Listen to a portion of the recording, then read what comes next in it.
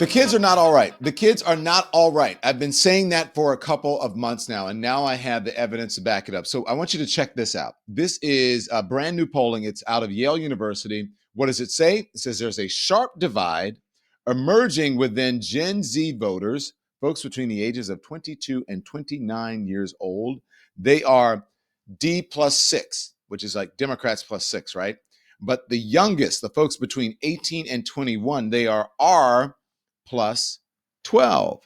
What is going on here? Because usually you think young folks, you think like maybe more liberal, maybe more democratic on the Democratic side. So is it a matter of young folks at the job market versus young folks who are not in the job market?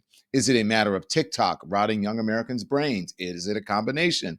Let's break it down now. Fortunately, the perfect guest to talk to you, his name is Manu Meel. He is the CEO of BridgeUSA, one of the fastest growing student movements in the country. He's also the host of a weekly podcast. It's called The Hopeful Majority. Manu, welcome. How are you? Don, thanks for having me on. I feel like the way that you introduce the segment is the perfect way to get started, which is the kids are not all right. So let's talk about it. Why aren't the kids all right? And what do you think about that poll? So I think it's important to understand a couple of things. So I started BridgeUSA back in 2017, which was my freshman year at UC Berkeley. I'm sort of the older part of Gen Z, and there's a whole generational divide that's occurring because there's students that graduated before COVID and students that graduated after COVID, and students that graduated specifically in high school after and post COVID. And the reason I bring that up is because when you talk to most young people, we have college chapters across the country, you see skepticism across the board. Whether they support Democrats or Republicans, there's a skepticism of institutions. People are skeptical of trust. They're skeptical of quote unquote elite institutions of power. I know I'm preaching to the choir here. There's a deep sense of the people that gatekeep our knowledge are not all right. So the way that we think about kids not being all right, kids think that our institutions are not all right. And I think what that's led to is a massive mistrust across the board in how students in general approach politics in terms of how they approach conversations. And so whether it's their information sources like TikTok you mentioned, or it's the people that they actually talk to, I think we've built these echo chambers, we've built these bubbles.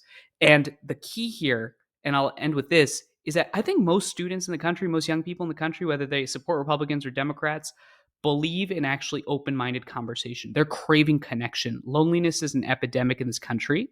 So my job is, how do we actually elevate that silent majority of people? So I think the kids are not all right for a little bit. Okay, let me ask you this.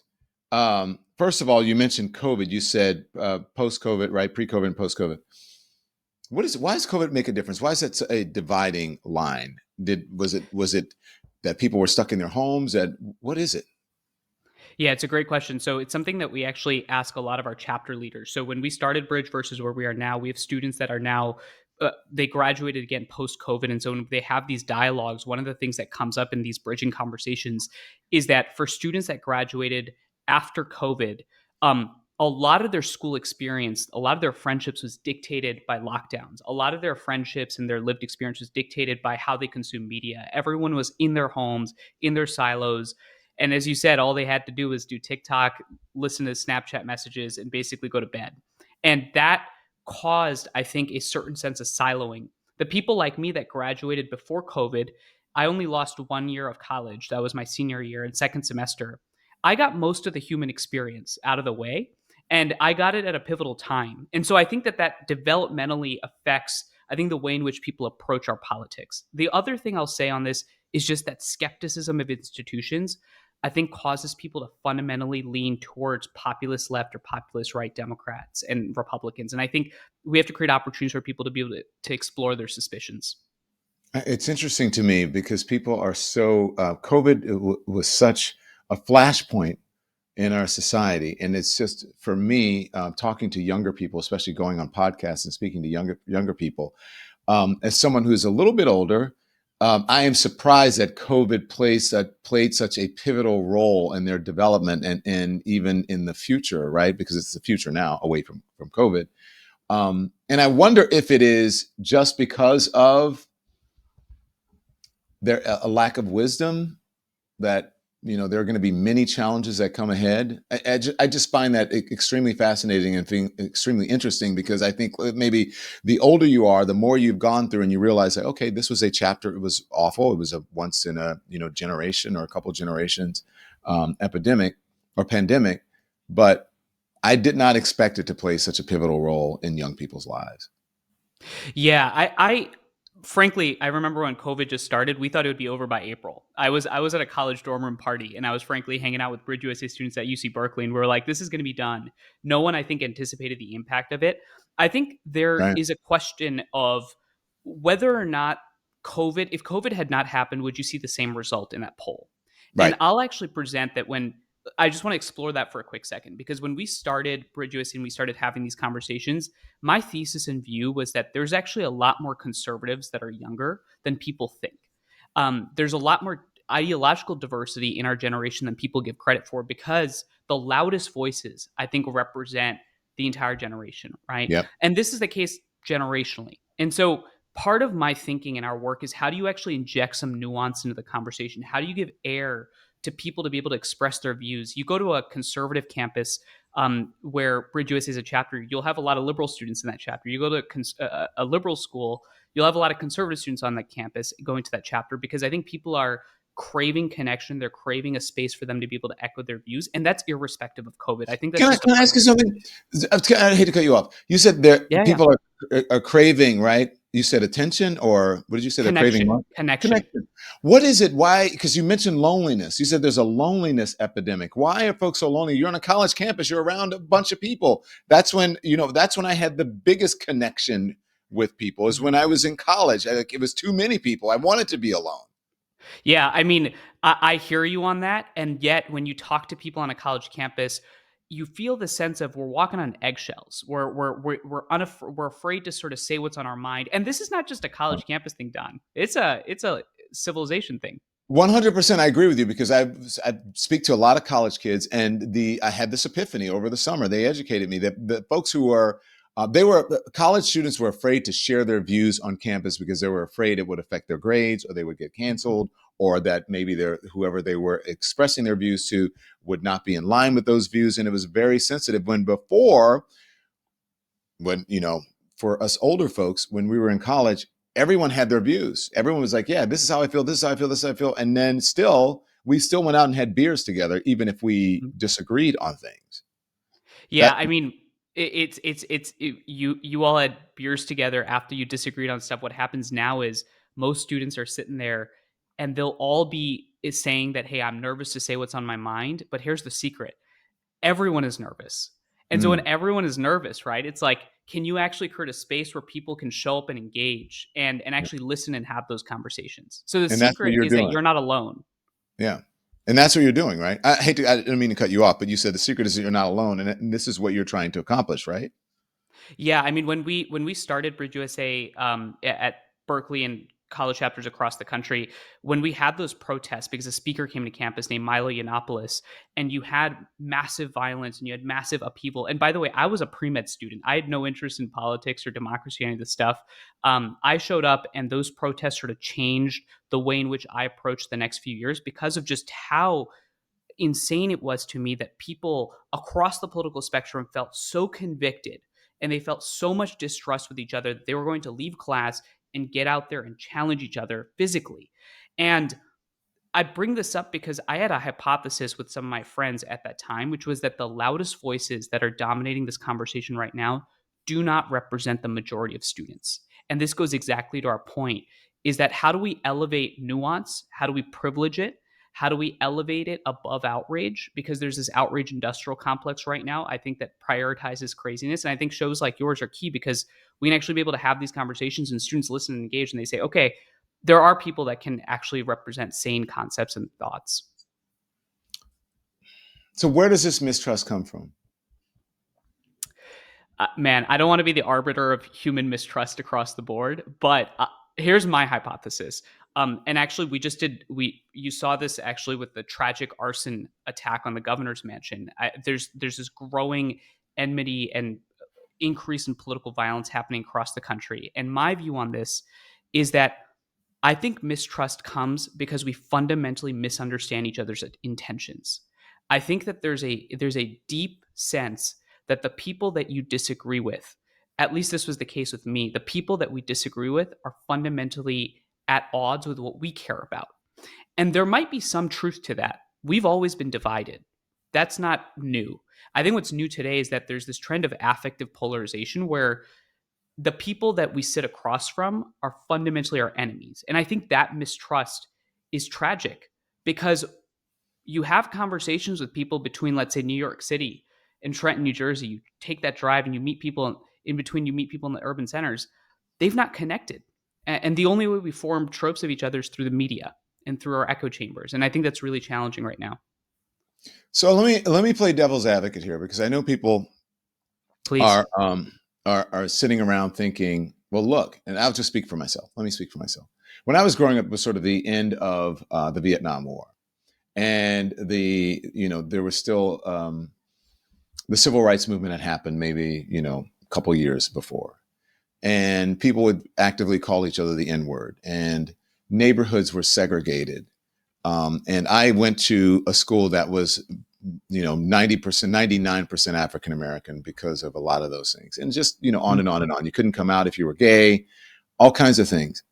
And somehow, and with all of that, we managed to get along, not have this loneliness epidemic, not be so divided. And so I think folks like me and others are wondering, like, so what is it with these young folks? Is it because they have not had any hardships? They haven't had any obstacles that they've had to overcome, that their parents are footing the bill too much, that they don't have to pay their own tuition, that or as we discussed this morning in our meeting, that they're soft? Like, what is going on? Is that part of it? Is that legit?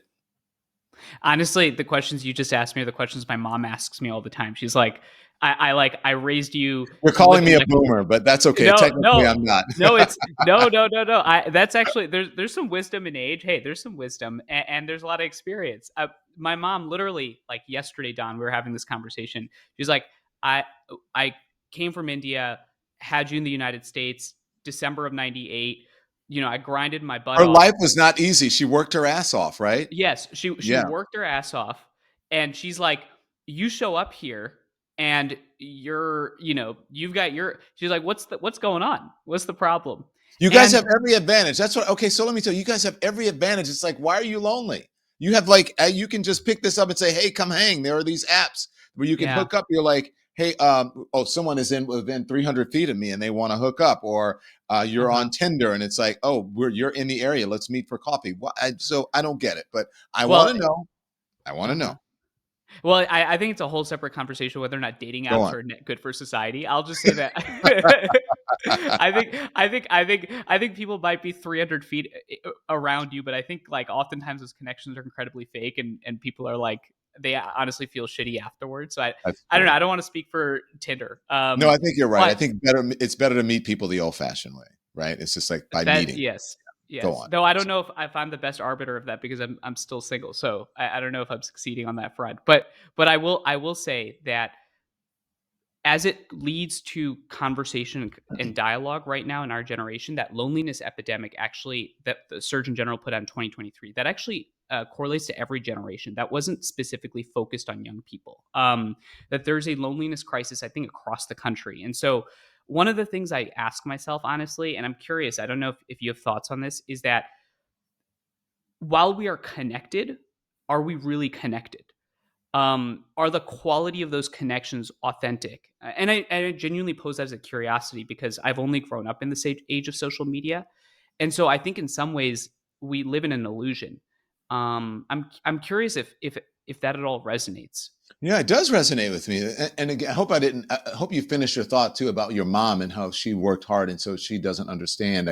I would imagine. I think I cut you off, but did you make your point about that? But I Yeah, think yeah, what you say does resonate. I understand what you're saying, but go on. yes, yes. My main thought there was just that um, uh, we have all the material advantages in the world right now as a civilization, as a country, and yet there's a crisis of mental health and there's a crisis around loneliness. And I think that that comes from a fundamental lack of purpose. And I think a lot of people genuinely feel that they have material benefits around them, they've got material needs met.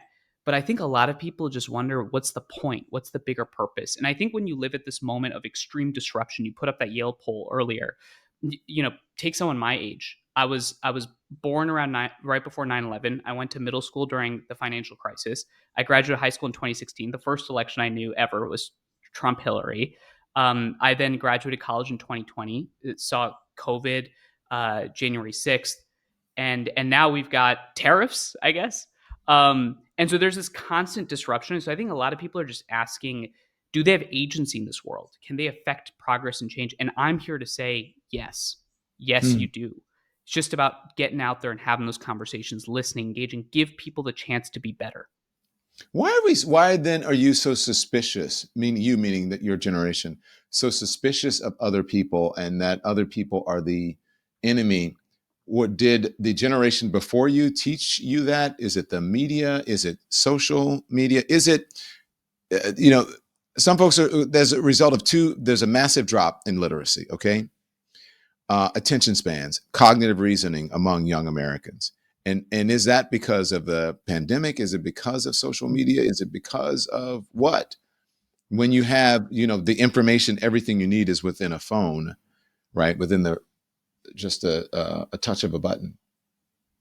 I think again, I don't think there's one set uniform answer to that question. But what I see when we talk to our students, and we've got about like 90-ish chapters across the country right now, college chapters. And so we hit like a diversity of students across the board. We'll engage colleges of various different intellectual backgrounds, various different sort of public, private universities. And like what I've seen in our work is that there is a sense that while students feel that they have access to information, the caricature of the other side is defined by the loudest voices that represent the other side. So, like, your political side is represented by certain people in my brain because that's who I see on my content. On the other hand, someone Mhm. else might view something else about me. And I think that we've built up a world in which the problem, to me, honestly, is not division. Like, we should have disagreements. We got to fight things out. That's how democracies work. I think so it's not some like kumbaya prescription to stop having divides. I think the problem today is that the loudest voices dominate the conversation. And because the loudest voices dominate the conversation, the rest of us are completely silent and exhausted. And so I think young people have this sense of mistrust because their view of someone that supports President Trump or their view of someone that supports, let's say, Vice President Harris in the last election is what they get on their social media feeds. Mhm. And you know this better than I do, that what you get on your social media feeds, the incentive structure there is not nuanced, productive engagement. It's not trying to change your mind. It's, I'm going to say the craziest shit out there to get you to like this video. Yeah, I need clicks, right? And you need to own the person on the other side. And it's often a debate or an argument or a conversation is often characterized by who wins and who loses, right? And it's not necessarily a win or a loss. But I want to challenge you and ask you this: could it be because we're having this conversation like you and I now, or we're having this conversation digitally, right? People have conversations over social media; they have them over the phone. Could it be because we're not actually meeting each other and having a discussion in a bar, or having a discussion at the library, or going to the movies together? Because in order for me to have a disagreement with someone when I was growing up, is that you had to actually have some personal relation with them in order to do it. Right? You'd have to meet them face to face first in order to have that disagreement, or perhaps over the phone, but you could just hang up on someone or whatever. But most of the time, we had to be face to face in order to disagree. Yeah. And then it's hard to like demonize someone when they're standing right in front of you and when they're not a character, or it's not a caricature of them that you are learning about them through. Yes, yes, yes. I think everyone across the political spectrum can agree with 100% of what you just said. And here's where I think there's the hope, because oftentimes these conversations will end with like, well, the incentives sort of reward craziness. So I guess that's it, right? And here's the hope that I have. I think that because almost everybody listening agrees with everything that you just said, because I think most people believe in open-mindedness, they believe in building relationships, they're exhausted by the status quo. Again, Republican, Democrat really does not matter in my view. People are tired. I think that the majority of people are on the side of open-minded conversations. The majority of people are on the side of connection. And I think what people have to remember is that they actually build the incentive structure. Like, we're the ones that click on the crazy video. It's not Mm. ultimately, of course, you can say, the algorithms are built in certain ways, but we reward outrageous behavior. So it's also within our power to say, if everyone around me believes in better incentive structures to be able to have these conversations, let me reward a certain type of behavior. On our chapters, when you show up to college campus, the question, like, how do you get the most credibility? How do you build the greatest influence? You oftentimes show up and you say the craziest things out there. You say the most extreme viewpoints. You get people riled up. Our view is, what if the people that were actually at the Bridge chapter were the cool kids? Like, I'm being serious. Like, what if, and I think dialogue is actually now the new counterculture. I think that is actually what I'm finding hope in. Everything we're talking about right now is actually counter to the norm. Hmm. And because it's counter to the norm, I think this country has a history of rewarding counterculture. 2017, dialogue was the norm. Today, dialogue is actually the rebellion. Yeah. Let me ask you something, because I went around the country during the election, and I found it very interesting. I think I saw the outcome of the election before anyone else did, or many people in the media did. But let's talk about this whole sort of the brosphere, or bro culture, okay? Masculinity, or at least the performance of masculinity. It really did play a big role in the 2024 election. Why are young men in particular so drawn to Donald Trump? Because, he goes to WWE matches, he does that. But he also wears makeup and he dances to gay anthems like the YMCA. Why do you think young American men see a masculine champion in Donald Trump? I think that question is very multi-layered, and I think a lot of it has to do with how young men have grown up. I think a lot of it has to do with the role models in our daily lives. I think a lot of it has to do with the media that we consume.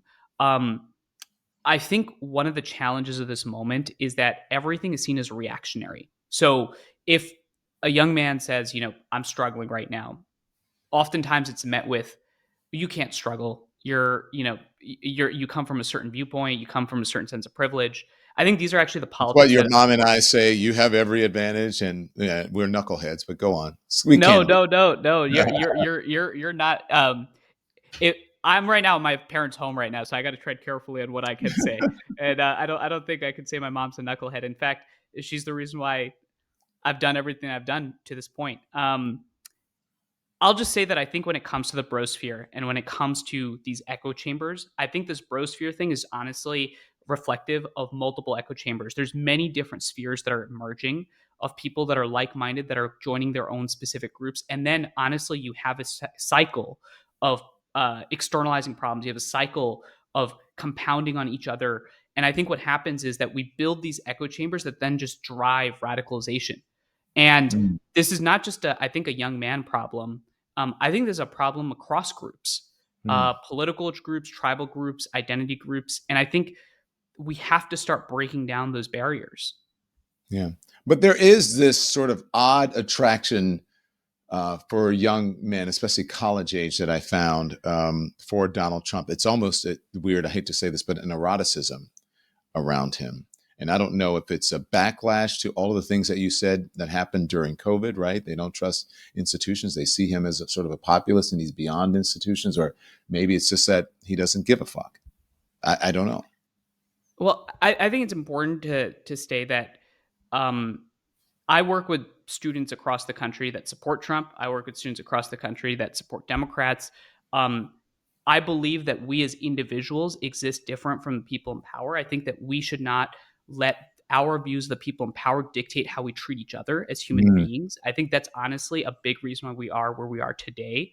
Um, you come to a BridgeUSA chapter, you come to a place on campus. This is the only place, Don. Oftentimes kids are like, I can actually say what's on my mind in a productive way. Like, it's not some like shouting match on Twitter, right? It's not like everyone's being quote unquote platformed, but people can have structured conversations with norms of discussions where they can listen, they can hear. That feeling of, oh my God, I can let myself be free for a second. And then realize that the pushback that I get actually is not challenging my identity to the core, but it's just maybe challenging my argument. right. Like, that gets It's not somewhere. an attack. Everything is not an attack. Every question or right or inquiry is not an attack. Does it work? Do you change any minds? Do you get any people who are from sort of disparate, different, maybe ideological backgrounds that they come together and go, oh, okay, oh, I see. I get you. I appreciate you saying, do you change any minds? I'm just going to rephrase this for a quick second, and it's not to make some cute little like skirt of the actual goal of these conversations. I think step one is not changing people's minds. I think step one is helping people understand why the person they are talking to believes what they believe. Yeah. I think No, I if we agree can with you. actually, I agree with I you. think if we can, I think if yeah, I think if we can understand why you believe what you believe, I believe what I believe, get an understanding of my lived experience, my life, my background, where did my mom come from? I think then what happens is it creates the social permission structure for people to actually be able to move past that immediate disagreement that happens. And so what works is actually on a rapid scale is like people realize that the people that they disagree with actually have real justifications for why they believe what they believe. I think it allows people to feel that the other side is not fundamentally evil. And here's the biggest thing is people are exposed to the majority of people and they realize, oh my God, most people are actually on the side of bridging. Most people are on the side of conversation. Let's stop letting the loudest voices dominate the conversation. Let's actually lead the counterculture. So I think there's a social permission structure that gets created that's incredibly helpful and powerful. Let me ask you before I ask you this question. Do you think Democrats have lost young people? Well, that what that Yale poll shows, I think, is that there's a big generational shift happening. Um, Mhm. my personal view on this is that I think what Democrats have lost is a sense of trust that they care about the problems of people um, that feel that their livelihoods are on the line, which is odd because the history of the Democratic Party, from my understanding, is one that has flipped on that question. I think From my what understanding, I love that you just said that because you haven't experienced that, right? And if you haven't experienced it, it doesn't exist for you now. So maybe that's not where people believe the party is, and maybe it's not where they are. But go on and finish them. But my question was going to be, how do they win them back? But go on. You're going a well, good place. I actually use the word. I appreciate picking that up because I use the word my understanding very carefully, and Yeah. the reason was because I think we all operate right now in understandings about the world, perceptions about the Mhm. world, rather than lived reality. And the only way to I think eject from that spiral is to actually engage in these conversations. The last thing I'll just say on this is that if you're listening to this and you say everything that Don and Manu just talked about sounds great, but it sounds really naive, right? Given the moment that we live in. I mean, the first question I get is like, is dialogue necessary for the moment? And I'll just say to your point that if we approach this moment with the conviction of, because I disagree with people that might be in positions of power, I will hate my fellow Americans. I think that it'll only continue the death spiral of Mhm. affective polarization that's just going to continue splitting the country apart. And I think there's a unique opportunity right now where people are interested in curiosity. Hmm. I want to play something for you because I want to talk about the Democrats, their social media strategy, and is it working? Because there are folks that they need a stronger social media strategy. And I believe that you need to meet people where they are, and they happen to be on social media right now, whether you like it or not. So I want to play. This is a recent TikTok. It's from Congresswoman Rosa DeLauro. And let's watch, and then I'll get your reaction. Yo, this is the Ranking Rizzler on Appropriations, serving Connecticut's 3rd District. It's time to enter your dark academia Congress era. All right, besties, House Appropriation is the money moves in Congress. We are not chasing the bag, we are the bag. Democrats are making life smoother through government funding. It's giving, skibbity. So Sigma, main character energy. But Republicans' Project 2025 is mad sus. Eliminating the Department of Education? Negative aura points. Basically, the biggest phantom tax on the environment, on your education, and your rights. Big L posting it online, buddy. Democrats understood the assignment, but go off. See how I keep you informed? Very cutesy, very demure. What do you think? Cringe or what? I don't know, man. For a second, when you started playing it, I thought it was a trick question. I'm like, this feels pretty cringe to me. I'll, I'll Does just that say, appeal to you? Do you think it appeals to you and your I'm generation? actually honestly, I'm a boomer at heart. I am a boomer at heart. Like I don't have to, believe it or not, I don't have TikTok on my phone. I see social media as like purely a vessel uh, to communicate because that's the world we live in right now. Um, I will say that I think both parties need to recognize that there's a skepticism that unites Gen Z. Skepticism of institutions, skepticism of elite. And if the goal, if the question is like, how does the Democratic Party get more young people? Frankly, there's much smarter people to answer that question. But I'll just say that why don't we stop playing to the content of the moment and let's actually play to people's emotions, where they are, what they're experiencing, and let's figure out ways to attack this sense that we should not be walking on eggshells in the most diverse, largest, productive democracy in the history of democracies. Like, Yeah. let's actually recognize that we live at this very ambitious moment where we're trying to pull off something really cool. So let's try to have these conversations. Let's listen and engage. Can I ask you something, considering what's going on in college campuses with students, some of them being deported, right? Because of, folks don't like what they said about Gaza and Israel, and they're being, rounded up, right? And some say just abducted on streets. What do you think? How high is that playing among college campuses, and are folks actually concerned? When I live near NYU, and when I talk to students here, they're very concerned about it. They live in fear. They're afraid to talk to me about it because they're afraid they might be targeted. You know what's really tragic about this is that after October 7th, we had chapters at places like NYU, Columbia, UT Austin, where you had a lot of these protests. And right after October 7th, you talk to Jewish students, and there's a genuine fear. There's a genuine feeling of, I can't operate on my campus. I can't engage. Now you fast forward a year and a half, 2 years later, and you talk to students, immigrant students, they have a genuine fear. They feel like they can't engage, they can't live their lives, they can't be intellectually diverse, engage with different viewpoints.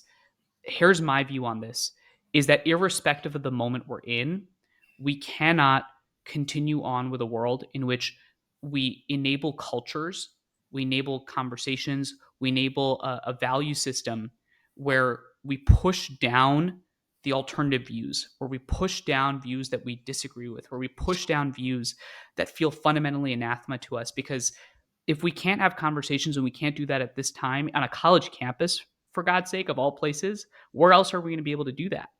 Yeah. But I think the tide is turning, and I think it's happening right now. Yeah. Manu Meel is the CEO of BridgeUSA. Manu, I love speaking to you. It's one of the fastest growing student movements in the country. He's also the host of a weekly podcast called The Hopeful Majority. I want you to come back. I want to actually have this be an ongoing conversation, not just like one time, because there were so many more things that I want to speak to you about, but I would prefer to give it to people in sort of bite sizes, right? Because of our attention span, and in a way that they can receive it, digest it. Do you understand what I'm saying? I totally understand what you're saying, which is, how do I get this conversation to my brother who's in 10th grade right now, and has content spans of a certain timeline. I'll just say I really appreciate your time.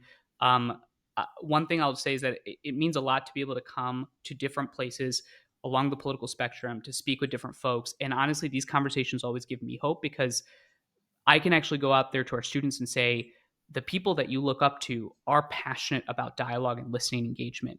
And we can start reversing that outrage industrial complex. So thank you for having me, and I'll come on whenever. And maybe I'll come on with a better looking hoodie.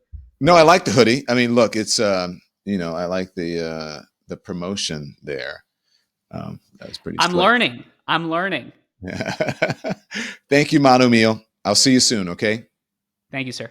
Thanks everyone for watching. Your support means the world to us. So make sure you hit the like button and you subscribe to our channel to make sure that you never ever miss a video. We're live every day, 10 a.m. Eastern time. We drop even more content at 2 p.m. Eastern and 5 p.m. Eastern. And if you want more Don Lemon Show content, we'd love for you to become a member of the Lemon community, where you will receive access to special community posts. You'll get exclusive content and members-only live shows. So head over to our channel page or click the join button on this video.